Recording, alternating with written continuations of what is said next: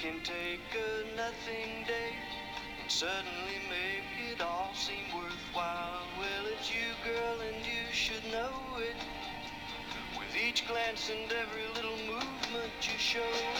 Love is all around, no need to waste it. You can never tell, why don't you take it?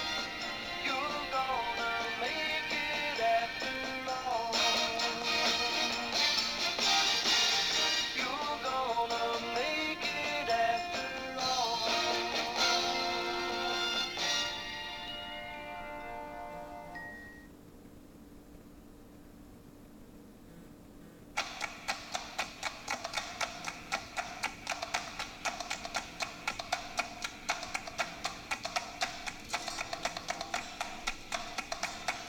There you have it, the top 5 moments from the 2005-2006 Lady Vol athletic year. Many memories were made, and there's many more to come from the coaches and athletes in the upcoming campaign. For Inside the Orange, I'm Kara Schmidt. Though it sounds like a cartoon adventure of a girl and her pet insect, Akila and the Bee is actually a story of a young girl's journey to the national spelling competition. Angela Bassett plays her apathetic mother, while Lawrence Fishburne plays the tutor who won't give up. Akila and the Bee is a delightful and charming story for the likes of all ages. Despite having been injured for most of his senior campaign, Jason Allen will be moving down south to start his NFL career. The Miami Dolphins and head coach Nick Saban chose the defensive back as the 16th overall pick in the NFL draft. Jason Allen, the former Tennessee All-American, will be slated to add depth to the squad. All of the Volunteers' preparation will culminate in the April 7th Orange and White game. After a 5-6 season, this could be the most critical spring game of the Philip Fulmer era. Tennessee basketball coach Bruce Pearl ended his first season on a stellar note as the Vols traveled to the NCAA tournament for the first time since 2001. Coach Pearl's enthusiasm and coaching style awarded him with the Men's Coach of the Year honors, as well as exciting a volunteer fan base to pack Thompson-Boling Arena to its 3rd highest average. Even with all the improvements made, the Volunteers still have a long way to go before the fall. With their September 2nd date with the California Golden Bears on the horizon, there is little time to waste in preparation for the fall.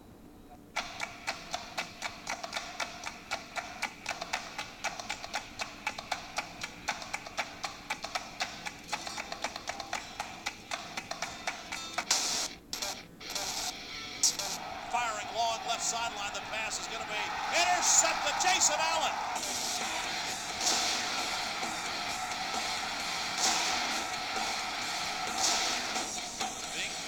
Big sack, Jesse Mahalona. The 2006 NFL Draft materialized last weekend, and like usual, there was an orange flavor to the ceremony. The school that has produced NFL greats to the likes of Reggie White and Peyton Manning sent another crop of athletes to the professional ranks in hopes to duplicate the legacies set by their predecessors. Jason Allen. The Alabama native, Jason Allen, was the first volunteer to be selected in this year's lottery. A 2-year captain, Allen was selected as the 16th overall pick by the Miami Dolphins.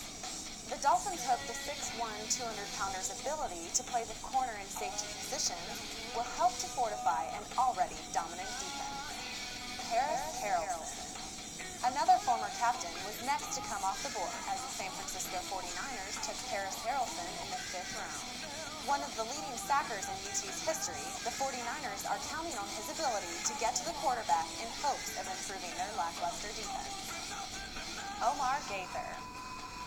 A 2-year starter linebacker, Omar Gaither was the 3rd volunteer selected in the 2006 draft. Taken by the Philadelphia Eagles in the 6th round, Coach Andy Reid and his staff are depending on Gaither's intelligence and physical presence to give an immediate impact to their squad. Jesse Mahalona.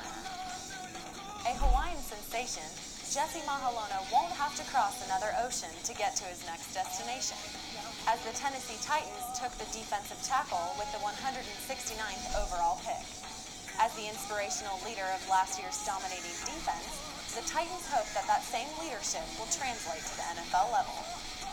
Kevin Simons.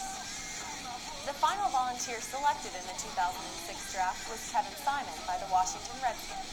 As a previous two-year starter, the California native will be slated to add depth to the Redskins' defense and special teams.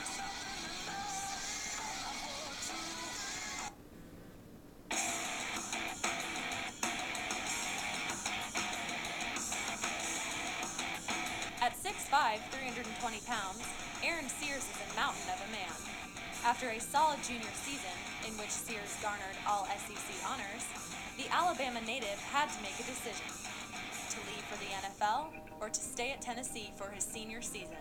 It was definitely a hard one because all that money out there in the NFL and everything, but even on a 5 to 6 season, I ain't never a losing type of guy and everything, so I've never been a loser in high school, and I don't want to leave here on a bad note.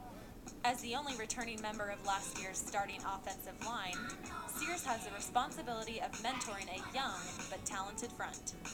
After starting a game at every position except center on the line, Aaron is the perfect person to lead his young teammates. Well, certainly on and off the field, I expect his leadership to raise, doing the right things off the field, doing the right things on the field, leading a young group of offensive linemen that really haven't been in the battle yet in the Southeastern Conference. He's a good teacher to have, but because of the learning on the field is the most important thing. Lead them just like the older guys like Michael Munoz and Herrera and all those guys led me, showing them how the ropes go around out there. Not only does Aaron have the look and the mentality, but he has the talent as well. After 3 years in Knoxville, Sears has shown the ability to be one of the best ever at Tennessee. Aaron's really the best offensive lineman I've ever coached. Came in with a good background from high school. Easy to coach, works hard, and really excited about his future. And I think he can be as good as anybody I've ever had an opportunity to coach, and I think he'll go down as one of the better players here ever at Tennessee in the offensive line. With his size, mentality, and leadership skills, Aaron Sears is well on his way to what should be a memorable senior campaign. For Inside the Orange, I'm Kara Schmidt.